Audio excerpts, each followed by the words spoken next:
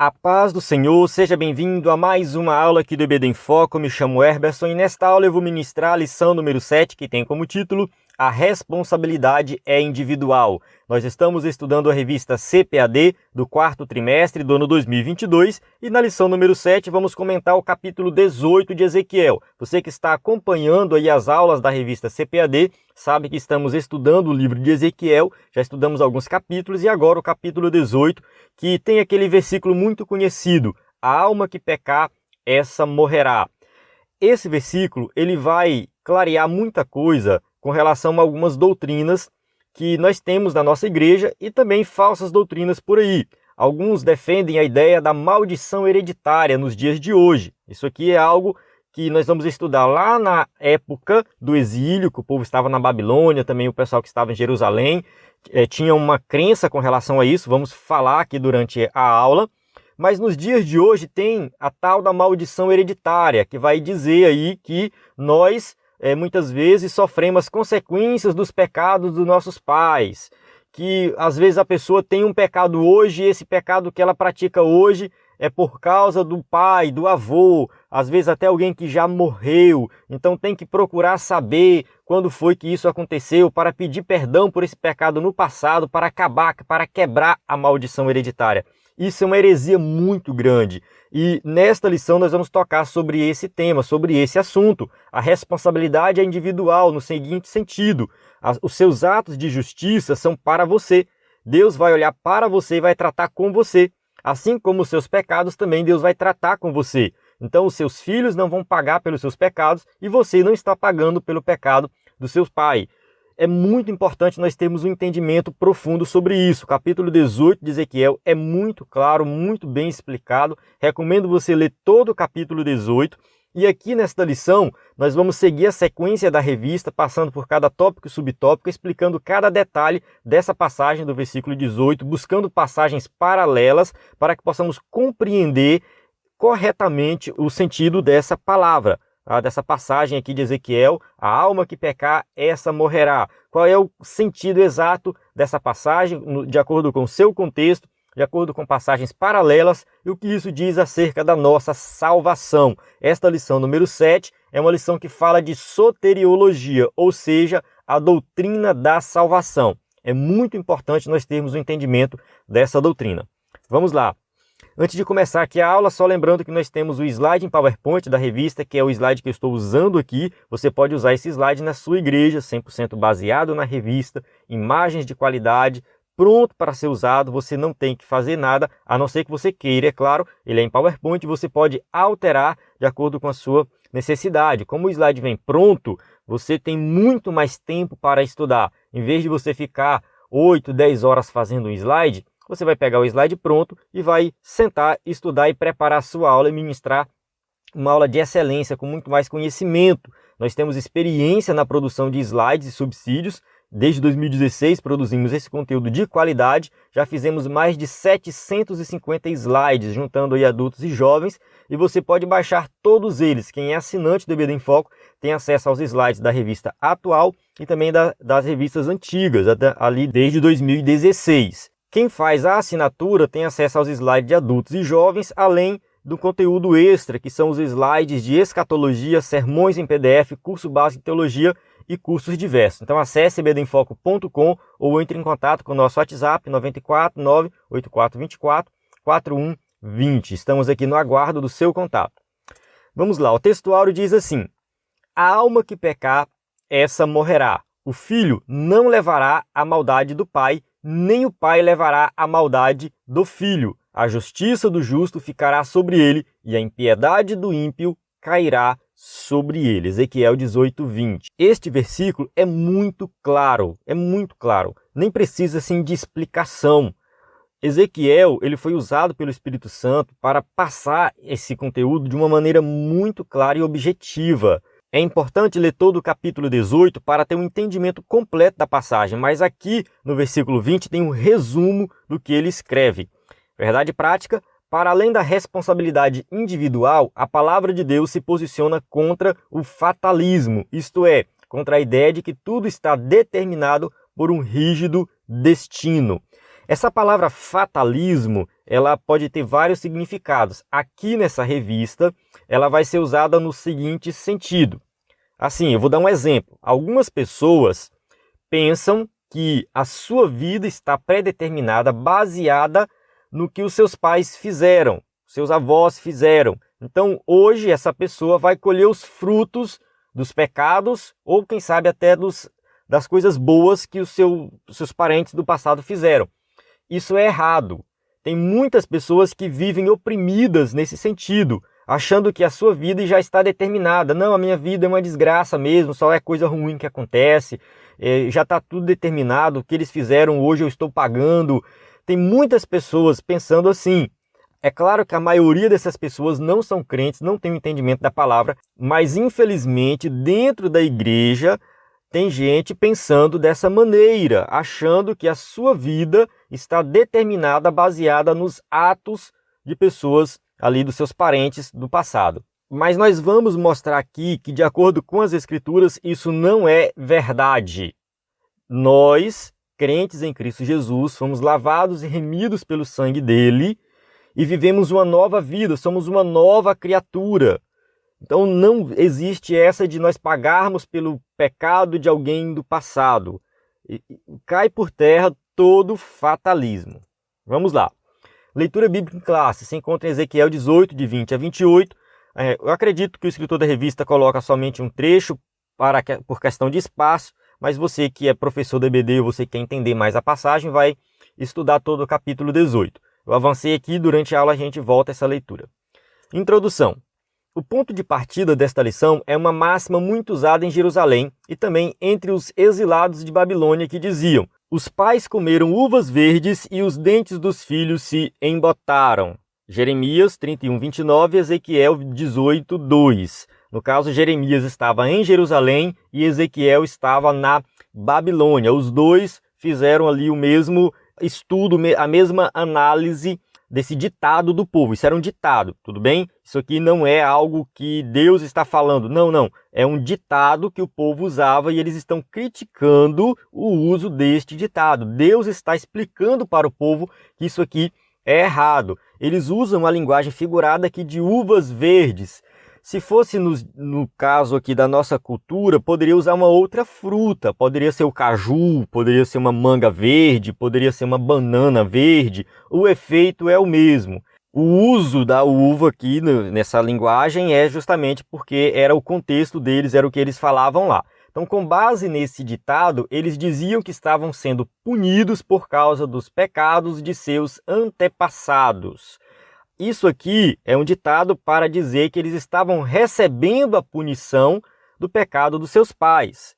O que não é verdade, Deus não faz isso. Está bem claro, muito bem explicado nas Escrituras, que Deus não vai punir uma pessoa por causa do pecado do pai dela, do avô dela. Mas assim, o povo de Jerusalém, que estava em Jerusalém, e o povo que estava na Babilônia, não queria assumir a responsabilidade pelos seus próprios pecados e ficava fazendo a interpretação errada das Escrituras. Vamos analisar isso com cuidado durante a aula. Sobre a máxima usada em Israel. Uma máxima equivocada. O dito popular, os pais comeram uvas verdes e os dentes dos filhos se embotaram, se baseava numa interpretação equivocada sobre o terceiro mandamento do Decálogo. Olha só o que está escrito em Êxodo 20, versículo 5. Não te encurvarás a elas, nem as servirás, porque eu, o Senhor teu Deus, sou Deus zeloso, que visito a iniquidade dos pais nos filhos até a terceira e quarta geração daqueles que me odeiam. Eles leram essa passagem aqui de Êxodo e também de Deuteronômio 5, versículo 9, e fizeram essa interpretação equivocada. Eles não olharam o contexto, eles não analisaram corretamente o versículo e interpretaram totalmente errado. Infelizmente, muitos fazem isso hoje ainda. A maldição não é hereditária, ela só permanece quando os filhos continuam nos pecados dos pais. Veja a expressão, daqueles que me aborrecem, ou, como a gente colocou aqui a tradução, daqueles que me odeiam. Isso aqui indica que a pessoa continua no pecado. O pecado do pai não é transferido para o filho, Mas se o pai pecou, depois o filho continua no pecado, aí sim Deus vai punir, mas porque a pessoa continua na prática do pecado, não é uma maldição hereditária. Quando a gente fala de maldição hereditária, vem muito em mente algo que é passado de pai para filho e algo que está dentro do contexto da família. Nós podemos fazer a seguinte análise, um exemplo aqui rapidinho, mais na frente a gente vai tratar sobre isso de maneira mais detalhada. Uma família que está muito ligada ao alcoolismo, no caso um homem que bebe, chega bêbado em casa e tudo mais. Existe a possibilidade de seus filhos também se envolverem com alcoolismo ou sofrerem a consequência desse pecado, mas não porque Deus está punindo os filhos baseado no pecado dos pais. Não, é porque eles estão dentro do contexto da família e ali o pecado ele vai trazer consequências para aquela pessoa e quem está em volta daquela pessoa vai sofrer juntamente as consequências, não porque é algo hereditário, mas porque está ali próximo daquela pessoa no seguinte sentido de que todos vão sofrer as consequências do pecado. Isso é comum. É comum. Então, alguém que chega bêbado em casa, bate nos filhos e tal. Então, a pessoa peca e os outros acabam sofrendo por causa do pecado daquela pessoa. Mas isso não tem nada a ver com maldição hereditária. E muitas vezes o filho também se envolve com bebida, mas não é porque é uma maldição hereditária, mas é porque ele aprendeu com o pai, está próximo do pai. Então, a gente tem que ter muito cuidado quando trata desse tema, para não achar que um está, herdando o pecado do outro, ou sofrendo o pecado que o outro cometeu. Isso é um princípio divino estabelecido desde a lei de Moisés, Deuteronômio 24:16. Os pais não morrerão pelos filhos, nem os filhos pelos pais, cada qual morrerá pelo seu pecado. Olha só, a nação de Israel estava lendo só a metade da lei, não estava lendo a outra metade. Porque em Deuteronômio 24:16 está bem claro que cada um é responsável pelo seu pecado. Quando Ezequiel vai falar que a alma que pecar, essa morrerá, Ezequiel não está trazendo nenhuma novidade para a lei de Deus. Olha, Ezequiel agora mudou a lei, tal. Não, ele simplesmente está interpretando algo que já está na lei. Deus está lembrando o povo algo que ele falou lá no passado. Então cada um é responsável pelo seu pecado. Isso é lembrado na história de Israel, 2 Reis 14, 5 e 6. 14, versículo 5, versículo 6. Sucedeu, pois, que sendo já o reino confirmado na sua mão, matou os seus servos que tinham matado o rei seu pai. Porém, os filhos dos matadores não matou, como está escrito no livro da lei de Moisés, no qual o Senhor deu ordem, dizendo: não matarão os pais por causa dos filhos, e os filhos não matarão por causa dos pais, mas cada um será morto pelo seu pecado. Aqui em 2 Reis, o escritor cita Deuteronômio 24:16. O contexto aqui é que Amazias estava reinando e depois que o seu reino foi estabelecido, ele procurou os assassinos do seu pai. Eram 2 oficiais que mataram Joás, que era o pai de Amazias. E aí eles matam, no caso, eles são executados, mas os seus filhos não são executados, somente eles.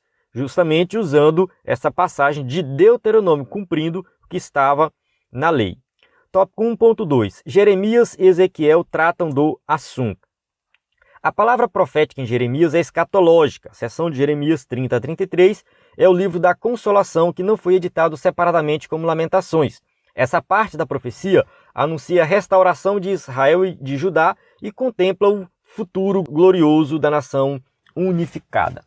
Assim, Jeremias, nos capítulos 30 até o 33, ele fala de algo futuro, algo que não se cumpriu ainda, e nós acreditamos que isso vai se cumprir no milênio. Está escrito assim, naqueles dias nunca mais dirão, os pais comeram uvas verdes, mas foram os dentes dos filhos que se embotaram. Então Jeremias 31, 29, ele está escrevendo dentro desse contexto escatológico, futuro, porque essa passagem de Jeremias fala de um futuro muito brilhante para a nação de Israel. Um futuro glorioso, algo que não se cumpriu ainda. Nós entendemos que essa profecia ainda vai se cumprir. E dentro desse contexto, Jeremias vai e cita esse ditado do povo. Os pais comeram uvas verdes, mas foram os dentes dos filhos que se embotaram. E Jeremias está falando, vocês nunca mais vão falar sobre isso. Já em Ezequiel, a ordem é imediata. As pessoas têm que parar de falar isso imediatamente. Olha só o que está escrito em Ezequiel 18, versículo 2 e 3. Que tende vós, vós que dizeis esta parábola acerca da terra de Israel, dizendo: os pais comeram uvas verdes e os dentes dos filhos se embotaram, vivo eu, diz o Senhor Jeová, que nunca mais direis este provérbio em Israel. Existe uma pequena diferença entre o contexto de Jeremias e o contexto de Ezequiel, porém, o resultado é o mesmo. Ezequiel está falando de um contexto mais imediato, Jeremias está falando de um contexto mais escatológico, só que a gente tem que entender o seguinte, que a nação deveria interpretar corretamente as Escrituras. Vocês têm que olhar para a lei e interpretar a lei corretamente. Isso aqui não faz o menor sentido. Vocês ficarem procurando aí justificativa pelo que está acontecendo baseado no pecado dos pais de vocês. Eles pecaram, tudo bem. Eles pecaram, mas vocês também pecaram. Vocês têm que se arrepender. Cada um é responsável, né, pelas suas atitudes, pelos seus atos diante de Deus. 1.3. O problema em nosso tempo. A doutrina de uvas verdes e dentes embotados, que predominou o imaginário popular de Israel, veio a ser parte do cardápio doutrinário de um movimento infiltrado em algumas igrejas conhecido como batalha espiritual. Quando a gente fala de batalha espiritual, a gente pode falar de uma forma bíblica, mostrando que de fato existe uma batalha espiritual, mas Cristo já venceu, Satanás é um derrotado e quem está em Cristo já está livre de toda influência maligna. É uma maneira correta de nós fazermos um estudo sobre essa questão de uma guerra espiritual que existe. Nós temos que estudar isso da forma correta. Em 2019, nós tivemos uma revista que tratou desse tema, foi muito bem explicado. Inclusive, vou deixar o link da lição número 1, que a gente trata justamente de algumas coisas relacionadas a esse movimento que acontece dentro da igreja. E uma das coisas que eles tratam lá é sobre a maldição hereditária. A maldição hereditária, de acordo com os defensores dessa falsa doutrina, é o seguinte: se você hoje tem problema com algum pecado, seja bebida, seja na área sexual, seja na área da mentira, enfim, qualquer que seja o pecado, muito provavelmente você herdou isso do seu pai ou do seu avô. É algo que foi passado de geração a geração até chegar em você. E aí tem que fazer algum ritual para quebrar essa maldição hereditária. Outra coisa é relacionado às consequências do pecado. Quem sabe hoje você está sofrendo, passando por uma dificuldade, seja financeira, seja espiritual, seja o que for, no seu casamento. E essa dificuldade que você passa hoje é fruto do pecado do seu pai, do seu avô, do seu bisavô, de alguém lá no passado. Então você hoje está pagando pelo pecado de alguém lá do passado. E você tem que quebrar essa maldição hereditária. É isso que eles defendem, e a gente tem que ter muito cuidado com essa falsa doutrina. Observe que quando alguém se converte a Cristo, deixa de aborrecer a Deus, logo essa passagem do terceiro mandamento do Decálogo não pode aplicar aos crentes, pois eles se tornam em nova criatura, pois as coisas velhas já passaram e eis que tudo se fez novo, 2 Coríntios 5,17. A gente tem que ter muito cuidado com nesse trecho aqui da revista, porque parece assim que o escritor da revista concorda em parte com a ideia da maldição hereditária. Só que é assim, cada pessoa é responsável pelos seus atos. Leia Romanos 5, de 8 a 10, leia Romanos capítulo 2, de 1 até o 10, se eu não me engano, o capítulo 2 de Romanos. Fica bem claro ali, no capítulo 2 de Romanos, que cada pessoa é responsável pelos seus atos. A gente vai citar mais na frente, Romanos capítulo 2, versículo 6, mas vamos segurar um pouco aí. Cada pessoa é responsável pelos seus atos e cada um será punido, recompensado diante de Deus de acordo com aquilo que ele fez. Ezequiel 18 também vai dizer isso.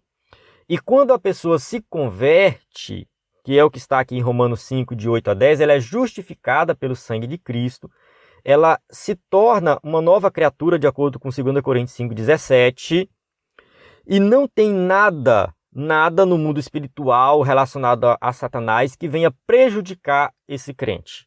Não existe maldição hereditária, não existe possessão demoníaca em crente. Enfim, tudo isso são invenções de algumas falsas teologias por aí, quem está em Cristo está protegido de qualquer coisa. Então não existe maldição hereditária e o pecado que a pessoa cometeu, se ela crê em Jesus como Salvador, é perdoado. É 100% perdoado. O sacrifício de Cristo foi perfeito. Então não existe essa de, porque hoje eu estou pagando pelos meus pecados do passado e tal. Não, Jesus te perdoou. Você foi perdoado. É isso que é salvação.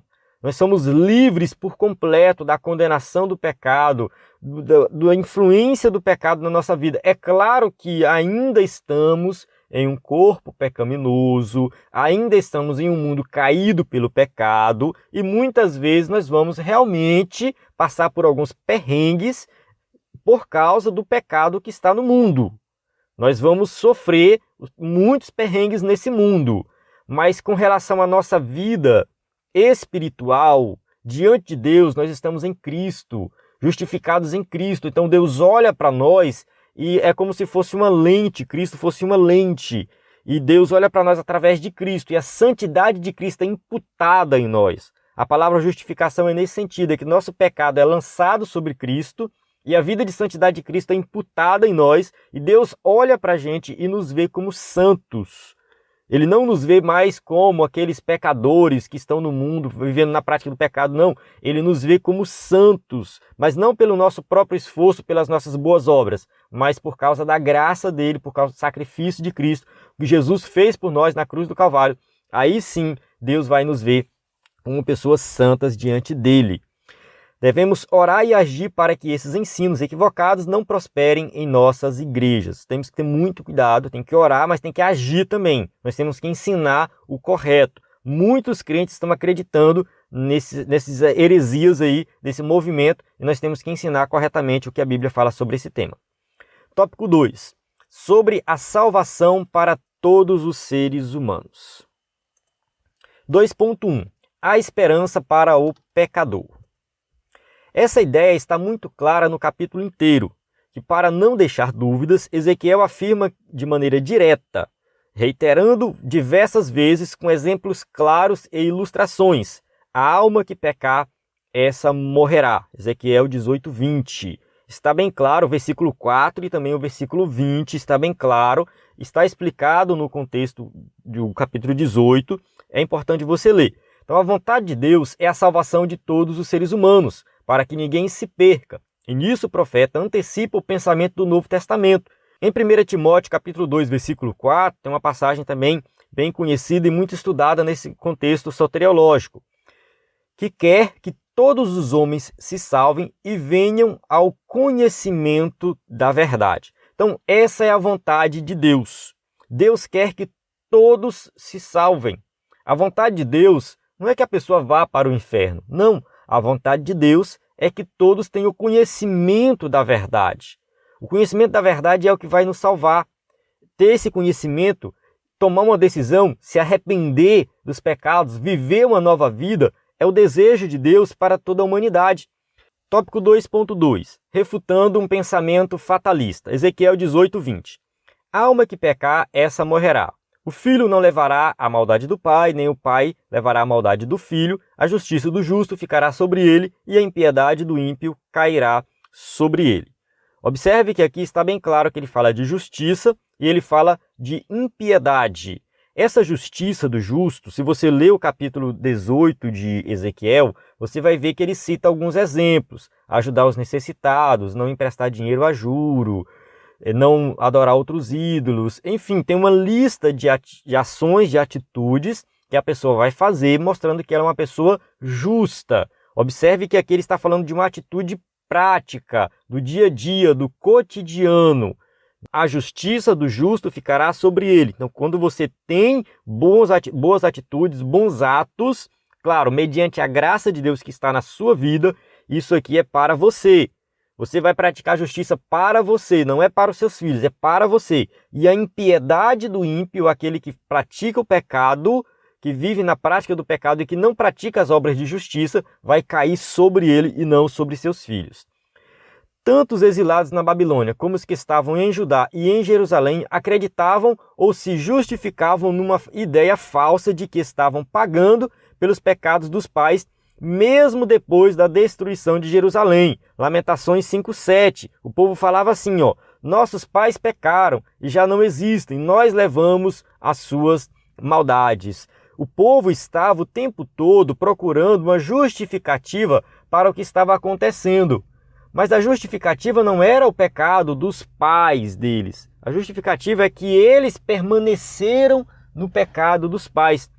Os pais deles pecaram, de fato. Os profetas foram lá e profetizaram. E eles não se arrependeram, continuaram no pecado dos seus pais, continuaram na idolatria, continuaram praticando injustiças sociais. Eles não se arrependeram. Aí veio a consequência e aí ninguém quis assumir a responsabilidade. Não, nossos pais pecaram e a gente está pagando o preço. Não, eles eram pecadores e não estavam reconhecendo isso. Deus proíbe o uso desse ditado popular porque a responsabilidade é individual. O profeta Ezequiel fecha a porta fatalista do imaginário popular do povo de Judá e dos exilados de Babilônia. Então esse pensamento fatalista de que o futuro deles estava predeterminado, baseado em algo que aconteceu no passado, não existe. Esse pensamento fatalista não existe, era um pensamento errado. Ele torna claro o pensamento bíblico da responsabilidade individual de maneira textual e direta. A palavra alma, nesse contexto, significa a própria pessoa. O que Ezequiel faz simplesmente é interpretar corretamente a lei. Esse era o papel do profeta. O profeta pegava a lei de Deus, interpretava corretamente e aplicava na vida do povo. Ele estava fazendo isso e o povo, mesmo assim, continuava pensando errado. Mesmo depois da destruição da cidade, o povo continua pensando errado. Talvez o pessoal da Babilônia tenha entendido, mas o pessoal que ficou em Jerusalém, o povo rebelde. Tópico 2.3, duas situações. Nós vamos analisar aqui a situação que está registrada nos versículos 2, 22 e 24. O profeta explica com clareza os oráculos divinos sobre a relação de Deus com os seres humanos. Esse é o propósito da pregação de Ezequiel aqui no capítulo 18. Vamos entender o que Deus quer tratar conosco. Se a pessoa abandona a sua vida cheia de pecado, todo tipo de maldade, iniquidade e se volta para Deus, tal pessoa é perdoada. E se fizer juízo e justiça, certamente viverá, não morrerá. Observe que aqui a gente está falando de alguém que vive na vida de pecado, abandona essa vida de pecado, se arrepende e vai servir a Deus. Ele vai praticar juízo e justiça. Ele vai ter atitudes de alguém que é transformado. Essa pessoa que faz isso, essa pessoa que toma essa atitude, ela passa a ter vida. Observe que agora ela vive. E vida aqui é vida espiritual, é vida com Deus, é a vida que realmente vale a pena ser vivida. Não é qualquer vida. O apóstolo Paulo, quando escreve lá aos Efésios, no capítulo 2, ele fala assim: nós estávamos mortos em delitos e pecados. Paulo tinha esse entendimento de que quem está com Deus está vivo e quem está no pecado está morto. Ezequiel trata da mesma maneira aqui. Se você faz justiça e juízo, você vai viver, ou seja, você está com vida. E a gente pode ampliar isso aqui e entender como vida eterna. Você vai viver para sempre com Deus. Você não vai morrer. Vive para sempre com Deus. É vida espiritual e vida eterna com Deus. Mas se pelo contrário o justo se desviar de sua justiça e cometer injustiça e iniquidade, conforme todas as abominações que faz o ímpio, de todas as suas justiças que tiver feito, não se fará memória. Na sua transgressão com que transgrediu e no seu pecado com que pecou, neles morrerá. O versículo 24 vai falar do caso de alguém que praticava a justiça, abandonou a prática da justiça e começou a praticar a transgressão. Observe que o texto deixa bem claro que de todas as suas justiças que tiver feito, não se fará memória. Você não vai colher os frutos lá na frente de uma vida justa lá no passado. Ah, porque eu vou ser crente por um tempo, né? Vou ficar aqui na igreja, vou, enfim, fazer tudo certinho, vou orar, vou buscar Deus, vou jejuar e tal. Depois eu vou desviar. Aí quando eu desviar, eu vou colher os frutos do tempo que eu fiquei como crente. Isso não existe. A partir do momento que você abandonou Deus, abandonou as obras de justiça e começou a viver na transgressão, você vai colher o fruto da sua transgressão. E o texto deixa bem claro que ele vai morrer. Neles morrerá. E no seu pecado com que pecou, neles morrerá. Morte espiritual e também morte eterna, no seguinte sentido de separação eterna de Deus, condenação eterna. É possível sim o salvo perder a salvação temporariamente ou definitivamente. Esse tema de perder salvação é um tema que entra naquela polêmica calvinismo e arminianismo, que eu assim não recomendo você abordar isso de forma muito detalhada na sua classe, que pode trazer alguns problemas. Eu vou fazer uma pequena análise aqui só para você entender. O que diz o texto de Lucas 15, 32, parte B, que está dentro do contexto da parábola do filho pródigo? Porque este teu irmão estava morto e reviveu, e tinha se perdido e achou-se. Aqui a gente tem o exemplo de alguém que servia, no caso a casa do pai, representando alguém que era crente, se desvia, vai para o mundo, né? No caso aqui o filho pródigo vai embora e tal, vai desfrutar dos prazeres da vida e depois volta para a casa do pai, indicando aqui alguém que se desviou, vai para o mundo e volta para a igreja. Uma explicaçãozinha bem simples dessa parábola. A passagem de 2 Pedro 2, 20 a 22 diz assim, ó: porquanto se, depois de terem escapado das corrupções do mundo pelo conhecimento do Senhor e Salvador Jesus Cristo, forem outra vez envolvidos nelas e vencidos, tornou-se-lhes o último estado pior do que o primeiro, porque melhor lhes fora não conhecerem o caminho da justiça, do que conhecendo-o, desviarem-se do santo mandamento que lhes fora dado. Deste modo sobreveio-lhes do que por um verdadeiro provérbio se diz: o cão voltou ao seu próprio vômito e a porca lavada ao espojadouro de lama. Essa passagem de Pedro está falando de alguém que conheceu a verdade e depois se afastou da verdade. E seu último estado, ou seja, depois que ele voltou para o mundo, ele se tornou muito pior. O cão voltou ao seu próprio vômito. É algo muito pior. E aqui entra essa questão de perder a salvação. De acordo com a visão calvinista, não existe a possibilidade de um crente verdadeiro perder a salvação. Uma vez salvo, sempre salvo. Essa frase ela é muito mal interpretada. Eu vou fazer uma explicação aqui. Não estou defendendo o calvinismo, nada disso. Eu só vou explicar para que você possa compreender o pensamento deles. Eles acreditam que uma vez que a pessoa se converte de verdade, salvo de verdade, essa pessoa ela é guardada pelo Espírito Santo e ela não vai se desviar. Não é que a pessoa, uma vez salvo, para sempre salvo, que ela vai sair por aí fazendo todo tipo de pecado. Ah, eu já sou salvo mesmo, então vou pecar à vontade porque eu já sou salvo, estou com minha salvação garantida, sou um eleito de Deus e ponto final. Não é esse o pensamento. O pensamento deles é assim: uma vez salvo de verdade, a pessoa vai viver uma vida de santidade, ela vai viver uma vida de piedade diante de Deus, na prática das boas obras, na prática da justiça, ser uma pessoa que realmente confia em Deus e vai permanecer até o fim. O salvo de verdade, ele vai ser fiel, vai viver uma vida de santidade, vai ser guardado pelo Espírito Santo e não vai se desviar em hipótese alguma, no sentido de que ele vai ser realmente uma pessoa que vive uma vida de santidade. E o pensamento arminiano já é um pensamento um pouco diferente. Diz o seguinte, que a pessoa que é salva, ela pode sim perder a salvação, baseada em algumas passagens, como essa de Lucas 15:32, a passagem de Pedro 2:20 e outras passagens, que existe a possibilidade da pessoa ser salva, depois ela perder essa salvação, ela recusar o evangelho, não querer saber, viver na prática do pecado, depois essa pessoa se arrepender e voltar a ser salva novamente. Os calvinistas dizem que a pessoa que se desvia, ela nunca foi salva. Eles usam essa interpretação. Eles dizem assim, a pessoa que desviou é porque ela nunca realmente creu de verdade. A fé dela nunca foi uma fé verdadeira. Por esse motivo, ela vai para o mundo e quem sabe nunca mais volta e morre lá. Ou quem sabe um dia ela volta e aí sim ela se arrepende e passa a crer de verdade. Na visão calvinista, não existe a possibilidade de perder salvação. A pessoa que se desviou é porque nunca foi.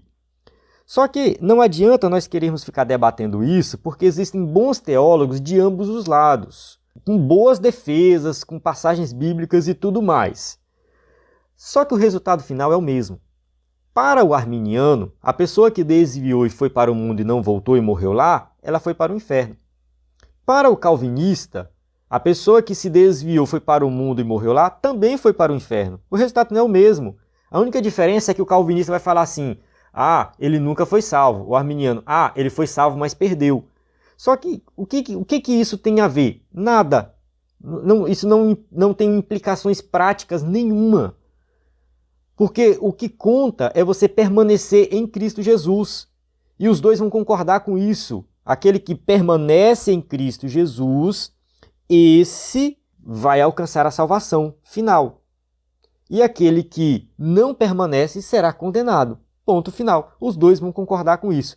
Então é um debate que pode ser muito improdutivo se não for realizado da maneira correta.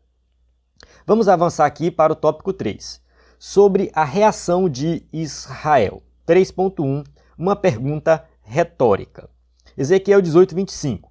Dizeis, porém, o caminho do Senhor não é direito. Ouvi agora, ó casa de Israel. Porventura não é o meu caminho direito? Não são os vossos caminhos tortuosos? Observe que o povo está acusando Deus de ter um caminho tortuoso. Olha só que povo rebelde. E Deus vai mostrar para eles: o meu caminho é um caminho direito, através de uma pergunta retórica. Na verdade, são duas perguntas. Não é o meu caminho direito? Não são vossos caminhos torcidos? A pergunta retórica não espera a resposta. Trata-se de uma afirmação em forma de pergunta. É o que Javé afirma nessa passagem. Então, aqui Deus está fazendo uma afirmação no formato de pergunta que a pessoa vai parar e refletir. É uma linguagem usada muito na Bíblia, no caso um recurso estilístico muito usado. Êxodo 4,14 é um exemplo, né? Não é Arão, levita, teu irmão. A gente tem outras passagens, enfim. Eu não vou entrar muito aqui, justamente para a gente entender a passagem em si aqui. Tá? Depois de explicar essa verdade e apresentar os fatos, vem a conclusão: os caminhos do Senhor são corretos e os do povo torcidos, tortuosos. As pessoas já estavam no nível de acusar a Deus de ter um caminho tortuoso, de ter um caminho errado. Olha só o nível que chegou aquela nação. Mas Deus vai mostrar bem claro aqui que o seu caminho é um caminho perfeito, é o caminho correto, é o caminho certo, é o caminho reto, e o caminho do povo é o caminho errado. 3.2, sobre a justiça. Ezequiel deixa claro, mais do que o sol do meio-dia, que a lei da responsabilidade individual é justa e está de acordo com os atributos divinos. Realmente ele deixa isso muito claro ali no capítulo 18. Esse atributo é manifesto no castigo do pecador e na premiação do justo, o qual recompensará cada um segundo as suas obras. Romanos capítulo 2, versículo 6. Recomendo você ler o capítulo 2 de Romanos para ter um entendimento completo e comparar com Ezequiel 18. Você vai ver que é muito parecido. A ideia é a mesma, cada um vai receber a recompensa de acordo com seus atos. Então, esse atributo se harmoniza com a santidade de Deus. A Bíblia declara em todas as letras que somente Deus é justo, considerando justiça como um atributo no sentido absoluto de perfeição. Deus é um juiz justo. Ele é um juiz perfeito. Ele é justo em todas as suas atitudes, todos os seus atos, tudo que ele fala, que ele faz, ele é justo. 3.3, o arrependimento.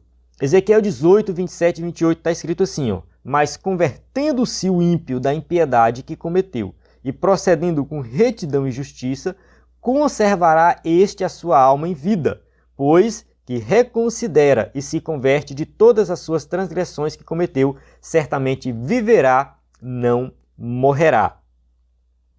Existe possibilidade de arrependimento. Deus é justo e misericordioso. A retribuição ao pecador, quanto mais, vem depois de muitos anos de apelo ao arrependimento sem resposta do povo. Deus não está punindo o povo porque Deus é do mal, Deus não deu chance para o povo se arrepender, nada disso. Deus passou anos e anos e anos enviando seus profetas, chamando a atenção, apresentando para o povo o caminho correto, e o povo continuava vivendo na prática do pecado, até que chega a um ponto em que Deus toma uma atitude de não ouvir mais o povo. Eu não vou mais ouvir vocês. Vocês não vão ter mais chance de arrependimento. Mas isso aqui foi depois de muito tempo Deus buscando ali trazer o povo para perto de si. Mas o povo queria continuar na prática da idolatria. A resposta dada aos críticos deixa claro também que, mesmo o ímpio na sua impiedade, deixando o pecado e voltando à prática da justiça, tem o perdão. Se você chegar no ponto de falar assim, não, eu não quero mais viver no pecado e quero viver na prática da justiça, você vai alcançar o perdão. Você vai alcançar ali o Pai, vai ser recebido com abraços, com festa. Deus, ele quer salvar o ímpio. Deus se alegra com a salvação do ímpio. Não fique pensando, né, que Deus está feliz e contente em punir alguém. Não é nesse sentido. A sua punição é uma manifestação da sua justiça. Mas o que Deus quer é o arrependimento, porque Ele está de braços abertos para nos receber. Todos precisam de arrependimento e buscar o perdão de Deus e não acusar o próprio Deus. Isaías 55, 7. Deixe o ímpio o seu caminho e o homem maligno os seus pensamentos e se converta ao Senhor, que se compadecerá dele. Torne para o nosso Deus, porque grandioso é em perdoar. Amém? Deus está na expectativa de perdoar a todos, mas nós temos que abandonar os nossos pecados, abandonar o caminho maligno e praticar as obras de justiça. Essa história se repete em nossos dias, porque é tendência dessas pessoas culparem a Deus pelas suas mazelas. Devemos levar a palavra de Deus a essas pessoas, pois nenhuma felicidade pode ser plena sem Jesus. Muitas pessoas que não são crentes culpam a Deus pelos seus erros, pelos seus pecados, por tudo aquilo que está passando. Mas é porque elas não entenderam ainda que a culpa é do pecado. A prática do pecado que ela faz, no caso, ela é uma pecadora, essa pessoa é uma pecadora, na verdade todos nós somos pecadores, e também o pecado que está no mundo, que nós sofremos aí por causa do pecado no mundo, porque o mundo está caído. Porém, em Cristo Jesus, nós somos libertos disso, somos perdoados, temos uma nova vida e passamos a viver na dependência dele. Só existe felicidade completa em Cristo Jesus. Chegamos na conclusão da nossa aula que diz assim: depois de refutar o imaginário popular de que Deus estivesse sendo injusto pelo castigo do povo, o profeta chama os seus leitores para uma reflexão. Esse discurso soteriológico é muito importante e continua atual na vida da igreja e na pregação cristã. É nossa responsabilidade levar essa mensagem aos perdidos da terra. A gente precisa pregar o evangelho e ensinar para o povo o correto. Vocês estão sofrendo por causa do pecado que vocês cometeram. Vocês não estão sofrendo por causa de nenhuma maldição hereditária, nada disso. É o pecado que vocês cometeram. Cada um é responsável pelo seu pecado. Se arrependa e você vai alcançar a vida eterna. Tem gente por aí que pensa que já pecou demais a ponto de não ser perdoado por Deus. Tem gente que pensa que está sob uma maldição hereditária e que não tem nada que ela possa fazer para ser perdoado por Deus. A gente tem que ensinar para as pessoas e pregar o evangelho, um evangelho poderoso, um evangelho que perdoa qualquer pecado, que liberta qualquer pessoa e que não existe essa de maldição hereditária, porque Deus vai tratar individualmente com cada um. Amém? Chegamos aqui no final da aula e agradeço a você por estar aqui assistindo até esse momento. Temos aqui as perguntas para quem vai usar o slide na igreja. E, mais uma vez, reforçando aqui o nosso conteúdo, né, slide de adultos e jovens, aí o slide de escatologia, sermões, curso base de teologia, cursos diversos, conteúdo completo para você ministrar uma aula de excelência. Acesse cbdemfoco.com ou envie uma mensagem, o nosso número é 94 98424 4120. Nós estamos à sua disposição para ajudar no que for necessário. A paz do Senhor. Até a próxima aula.